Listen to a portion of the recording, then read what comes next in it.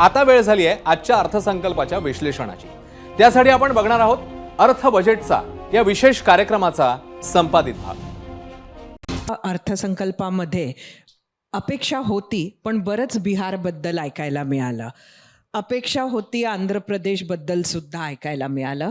आजचा आपला प्रश्न हा आहे, आपण निवडणुकांबद्दल बोललो, अलायन्सेसबद्दल बोललो, की महाराष्ट्राला नक्की या अर्थसंकल्पातून काय मिळालं याची चर्चा आपण करणार आहोत। मी सचिन सावंत आपल्याकडे पहिले येते, आपली पहिली प्रतिक्रिया। नाही, आता ही अपेक्षा गेल्या 10 वर्षापासूनच आहे की भारतीय जनता पक्षाचं जे सरकार आहे, आता पूर्वी मोदी सरकार आणि आता एनडीए सरकार, यांचा सगळा जो दृष्टिकोन असतो की तो सत्तेच्या अनुरूप असतो, की कशा पद्धतीने आपल्याला सत्ता टिकवता येईल किंवा सत्तेसाठी आपण किती जवळ जाऊ, त्या पद्धतीची धोरणं ते आखतात। जनमानसाच्या हिताची, जनमानसाला धरून, समोर धरून ती धोरणं नसतात।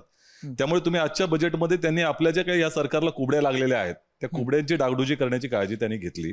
त्यातही जी अपेक्षा होती की त्यांच्या मागण्या ज्या आहेत की विशेष जे त्यांना दर्जा दिला पाहिजे तो दिलेला नाही, परंतु बिहार आणि आंध्र प्रदेश सोडून कुठल्या राज्याचा उल्लेख झाला नाही। म्हणजे महाराष्ट्राचा तुम्ही आता विचार करता महाराष्ट्राला काय मिळालं, महाराष्ट्राचा म देखील ऐकायला मिळालं नाही किंवा इतर राज्यांची नावं देखील त्याच्यामध्ये ऐकायला मिळालेली नाहीत। त्यामुळे हे केवळ आपल्या सत्तेला अनुरूप, सत्तेला स्थापित करण्याकरता आणि स्टॅबिलाइज करण्याकरता या पद्धतीचं बजेटचा त्यांनी वापर केलेला आहे, याच्यात काही शंका नाही।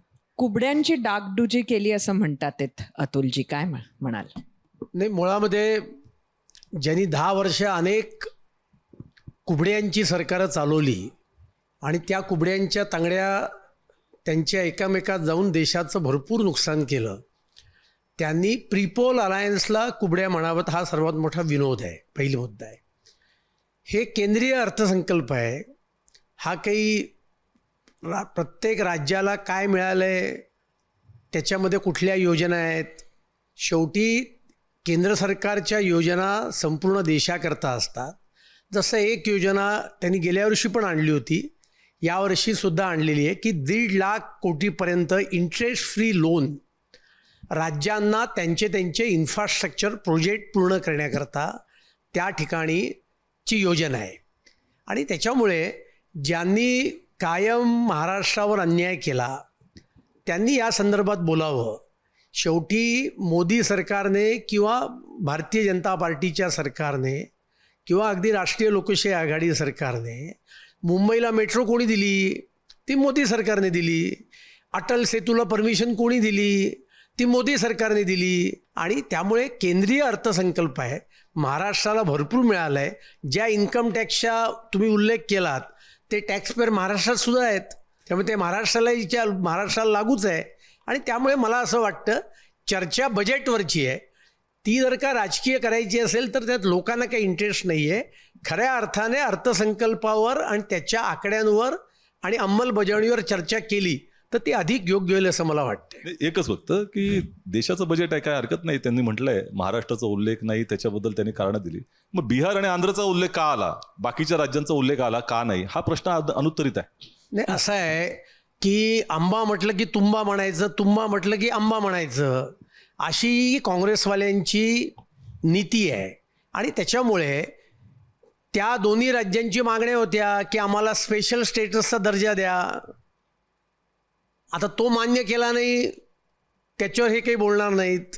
आणि त्याच्यामुळे मला असं वाटतं की अत्यंत फेअर अशा पद्धतीने हे मांडलं गेलेलं बजेट आहे। आंध्र प्रदेश, बिहार यांच्या काही समस्या आहेत, त्या समस्यांचा त्यांनी उल्लेख केला, एवढाच त्याचा अर्थ आहे। मग गुजरातचाही उल्लेख केला नाही, महाराष्ट्राचा समजा केला नाही तर गुजरातचाही केलेला नाही आहे। ओडिसाच्या जनतेने आम्हाला सरकार दिलं, यांनी तर तिथली कार्यकारिणी बरखास्त करून टाकली अत्यंत वाईट परफॉर्मन्समुळे। खरं तर केंद्रीय कार्यकारिणीच बरखास्त करायला पाहिजे होती खरगेंनी, पण ते ठीक आहे, नापास होऊन सुद्धा पास झालो असा आनंद व्यक्त करतायत, पण ते ठीक आहे। त्यामुळे मला असं वाटतं की अत्यंत फेअर असं बजेट आहे। आणि रेल्वेपासून कॅपिटल एक्सपेंडिचरमध्ये जी मोठी वाढ केलेली आहे त्याच्यामुळे महाराष्ट्रासह अख्ख्या देशाच्या अर्थव्यवस्थेला गती मिळेल. नक्कीच. आत्ता आपण खरं तर राजकीय दृष्टिकोन बघितला. अतुलजी, आपण माईक हातात घेतलाय, काय आपल्याला म्हणायचंय? महाराष्ट्राला यात काय मिळालं किंवा कुठं पोटेन्शियल तुम्हाला दिसतंय महाराष्ट्र सारख्या राज्याला? खरं तर येणारा काळ हा निवडणुकांचा होता, त्यामुळे जसं सचिन सावंत म्हणाले तसं महाराष्ट्राचं नाव घेऊन काहीतरी सांगणं अपेक्षित असू शकतं राजकीय दृष्ट्या, पण तसं झालेलं नाही. पण या बऱ्याच स्कीम्स ज्या अनाऊन्स झाल्या आहेत त्यात महाराष्ट्राला कुठं पोटेन्शियल आहे? बिहार आणि आंध्र प्रदेश यांना जे काही मिळालं बजेटमध्ये ते मिळणं स्वाभाविक होतं. त्यात गैर असं काही नाही आहे. प्रत्येक सरकारं ही त्यांच्या त्यांच्या सोयीनुसार त्यांच्या सत्तेतल्या असलेल्या समीकरणानुसार चालतात. यात गैरही काही नाही. ते पैसे राज्याला जातात, देशाला जातात. ते काही कोणाच्या पर्सनली पॉकेटमध्ये जात नाहीत. हा पहिला मुद्दा. दुसरा मुद्दा असा आहे की महाराष्ट्राचं जरी नाव घेतलं नसलं तरी 2014-2019 या दोन्ही बजेटच्या कंपॅरिझनमध्ये महाराष्ट्राला 11,11 कोटी इन्फ्रास्ट्रक्चरसाठी महाराष्ट्राला नव्हे देशाला देण्यात आलेले आहेत. आता त्यातला जवळजवळ 5चा जर तुम्ही बजेट पाहिलं मिनिस्ट्री ऑफ रोड ट्रान्सपोर्ट हायवेचं, हे साधारणतः 3,14,000 कोटीपर्यंत खर्च झालेला आहे. इन्फ्रास्ट्रक्चरमध्ये सर्वात जास्त शेअर मिळालेला आहे, हेही तेवढंच सत्य आहे. टिळक सर, 2 गोष्टी लक्षात घेऊ की अतुलजी असतील किंवा सचिनजी असतील, यांनी एखाद्या राज्याच्या विशेष दर्जाचा म्हणून उल्लेख केला. माझी सचिनजी आणि अतुलजी दोघांनाही विनंती आहे, कारण आपल्या देशाला सादर झालेल्या स्वातंत्र्यपूर्व काळापासून आत्ताच्या बजेटपर्यंत सर्व बजेट मी आयदर वाचलेत किंवा ऐकले आहेत. कोणत्याही अर्थसंकल्पामध्ये कधीही कोणत्याही राज्याला विशेष दर्जा जाहीर करण्याची आपल्याकडचा इतिहास नाही, कारण ती आर्थिक घोषणा नाही. मुद्दा पहिला. मुद्दा दुसरा, यंदाच्या अर्थसंकल्पामध्ये मला एक गंमत वाटली की अर्थसंकल्प पूर्व चर्चेमध्ये हळदी कुंकवाचा उल्लेख झाला म्हणून असेल की अर्थमंत्रीपदाची सप्तपदी पूर्ण करणारा निर्मलाजी सीतारामन यांचा हा अर्थसंकल्प होता. आणि नव्यानं घरात आलेली गृहिणी घरात जसजशी रुळायला लागते तसतसं ती शब्दानं कमी बोलते आणि हातानं जास्त बोलते. याचं उत्कृष्ट उदाहरण, कारण मोजून 1 तास 20 मिनिटात हे भाषण संपलं. 7ही अर्थसंकल्पातलं सगळ्यात छोटं अर्थसंकल्पीय भाषण हे होतं. आपली पहिली प्रतिक्रिया गोखले आता सर. जो विषय चालला तो आधी घेतो आणि मग काही टॅक्स बद्दल.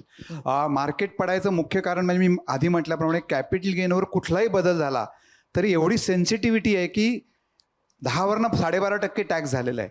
तर त्याचं असं आहे की आता उद्या 12.5 6 महिन्यांनी पुढचं बजेट आहे, तिथे ही म्हणते की पूर्ण इन्कम टॅक्स ॲक्टचा रिव्ह्यू घेणार आहे, 12.5चा 15 करू शकते.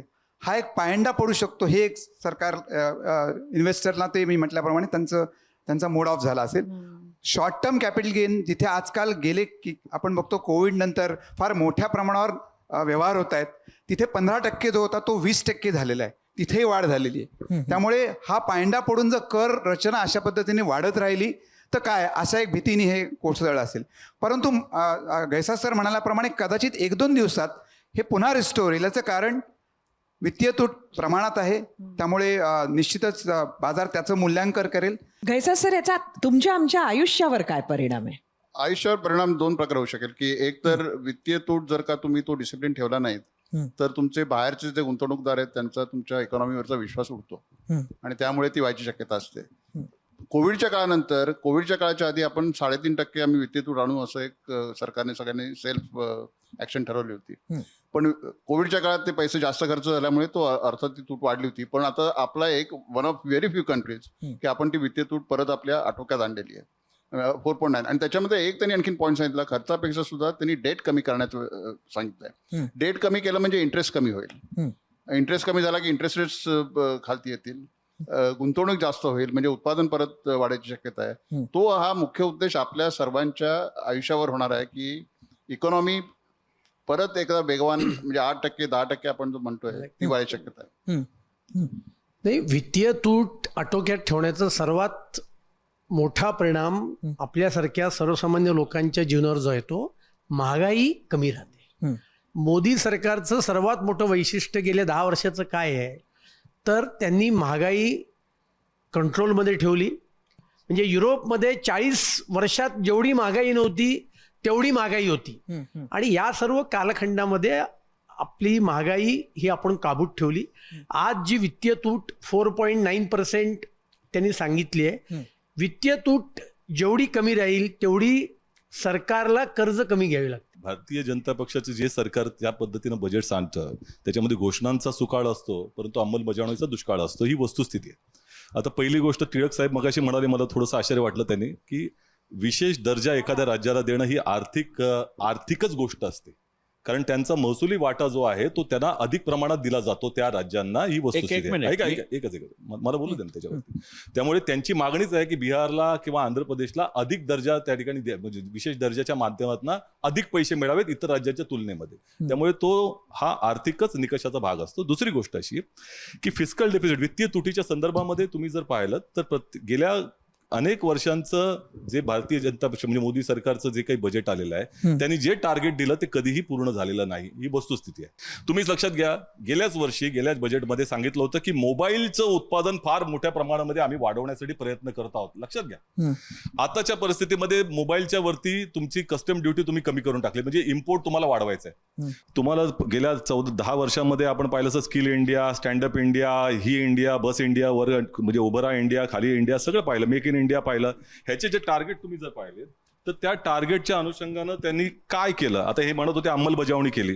तुम्ही 2022च्या घोषणा होत्या की 2022ला शेतकऱ्यांचं उत्पन्न दुप्पट करू, शाबर स्मार्ट सिटी करू, त्या ठिकाणी घरं, प्रत्येकाला घरं दिली जातील.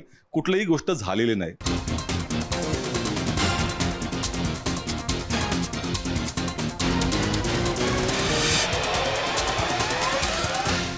एक जे आपण ऐकलं ते म्हणजे स्टँडर्ड डिडक्शनची जी काही मर्यादा वाढवली आहे त्याचा काय परिणाम होणार पगारदारांवर?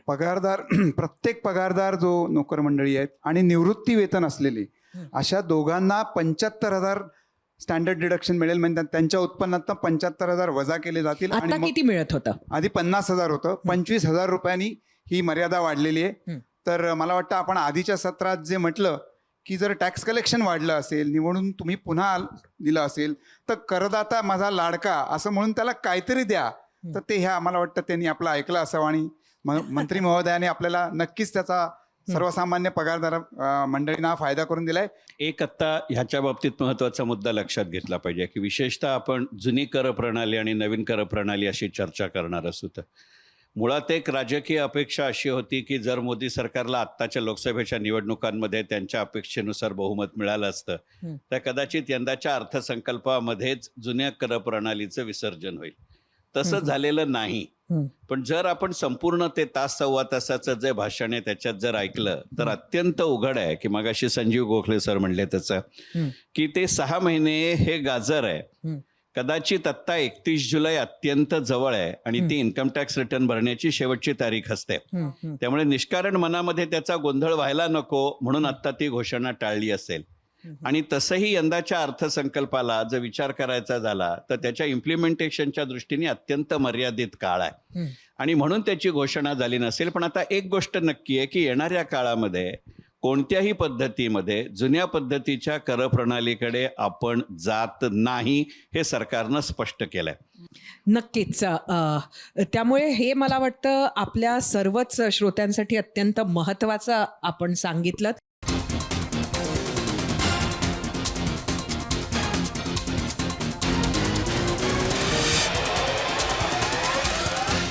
पाशाजी, आपले काय प्रतिक्रिया आहे ह्या बजेटवर? नाही, माझी प्रतिक्रिया अशी आहे की गेल्या वेळेसच्या बजेटमध्ये 1.18 लाख कोटी रुपये होते. यावेळेस 34,000 कोटी रुपयाची वाढ झालेली आहे. या देशभरातल्या शेतकऱ्यांची आणि संघटनांची आजपर्यंतची मागणी काय होती की सगळ्या क्षेत्रामध्ये विज्ञान येतं, मग बियाण्यात विज्ञान का नाही? तुम्हाला विमानात विज्ञान पाहिजे, तुम्हाला कपड्यात विज्ञान पाहिजे, तुम्हाला चंद्रावर जायचंय, तुम्हाला मंगळावर जायचंय. अरे आमच्या बियात जाऊ द्या ना आम्हाला विज्ञान. त्याला विरोध होता. आणि मग या बजेटमध्ये जर बघितलं तर या बजेटचं सगळ्यात मोठं जर यश काही जर मला दिसत असेल तर ते ही आहे, नवीन संशोधनाला प्राधान्य दिलंय. नंबर 1. नंबर 2, 32 फळभाज्या आणि 109 वाण नवीन शोधणार आहेत. याचा सरळ सरळ कसं आहे माहितीये का, जेनेटिक इंजिनिअरिंगचा वापर करून पर्यावरण पूरक जाती शोधण्याचं काम करायचं आहे. या सगळ्या गोष्टीकडे जर बघितलं तर मला वाटतं की या बजेटमध्ये शेती, शेतकरी आणि तुम्ही मी, ग्रामीण तुम्ही बी विकास. आणि मी बी हा, हा, आणि आणि ग्रामीण सर्व. विकास बी सगळ्याचं भलं होईल असं वाटतंय. एबीपी माझा, उघडा डोळे बघा नीट.